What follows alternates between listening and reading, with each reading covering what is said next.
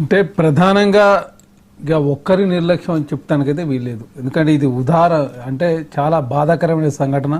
ఎందుకంటే మేము కూడా V6లో డిబేట్లో ఉన్నప్పుడే మార్నింగ్ 7:30కి ఆ కాల్ వచ్చిన పరిస్థితి మనం చూసినాం. ప్రధానంగా 19 మంది, ఒక్కరు కాదు ఇద్దరు కాదు, 19 మంది. అదే కాకుండా లారీ రాంగ్ రూట్లో వచ్చి ప్రధానంగా 2 వెహికల్ స్పీడ్గా ఉండడంతో ప్రధానంగా ఇన్సిడెంట్ జరిగింది. ఆ ఇన్సిడెంట్లో ఇద్దరు డ్రైవర్లు కూడా చనిపోయిన పరిస్థితి.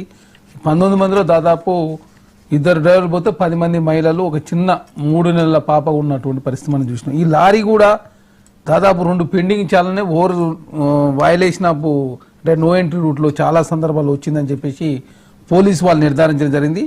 3,270 రూపాయల చాలన్లు కూడా ఉన్నటువంటి పరిస్థితి మనం చూస్తా ఉన్నాం.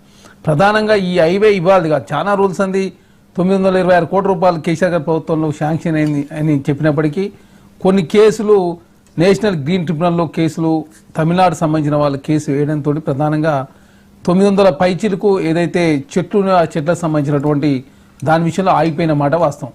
కేంద్రము దానికి సంబంధించిన శాంక్షన్ నిధులు ఇచ్చింది, రాష్ట్ర ప్రభుత్వం కూడా గతంలో ఉన్న కేసీఆర్ గారి ప్రభుత్వంలో కూడా ఇచ్చినట్టు పరిస్థితి. కాకపోతే గ్రీన్ ట్రిబ్యునల్లో కేసులు, ఆ కేసులను కొంత ఆనాడున్నటువంటి ప్రభుత్వం కొంత పడుచుకోకపోవడం మూలంగా తర్వాత త్వరితగతిన ఇప్పుడు పరిష్కారం అయిపోయింది. ఎందుకంటే వారితో మాట్లాడి ఏ విధంగా ఆ చెట్లకు సంబంధించిన రీప్లేస్మెంట్ ఏ విధంగా చేస్తామని చెప్పేసి వారితో మాట్లాడిన తర్వాత సమస్య అయిపోయింది. కాకపోతే ఇప్పుడు వర్షాలు పడతా ఉన్నాయి, ఇవన్నీ ప్రధానంగా సమస్య కావచ్చు.